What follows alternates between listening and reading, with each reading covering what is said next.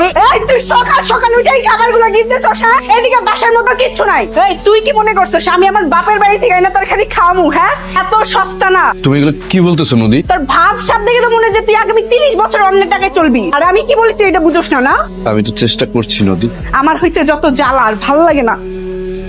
এই শোনো শোনো, আসসালামু আলাইকুম চাচা, ভালো আছেন? আরে আছি তো ভালো, কিন্তু সমস্যা তো একটাই, আর ওই সমস্যা হলো তোমরা। আচ্ছা, এই ভাড়া দিতে এত তাল বাহানা করতেছো কেন? চাচা বিশ্বাস করেন আমি টাল বাহানা করছি না, আমি আসলে অনেক সমস্যার ভিতরে আছি। আমার একটু সময় দেন, আমি আপনার সব ভাড়া দিয়ে দিব। আর একটা কথা শুনে রাখো, এরপর যদি তুমি আমার সারা দিন পাও ধরে বয়ে থাকো, তোমার আর একটা দিনও সময় দেবো না। তারপর বলো তোমার পড়াশোনার কি অবস্থা? আচ্ছা আপু, তোমার রান্নাঘর থেকে শব্দ আসতেছে, যাও তো দেখো তো কি পড়ছে।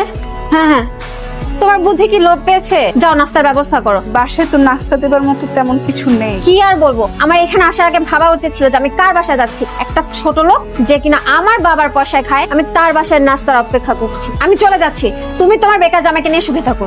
নীলা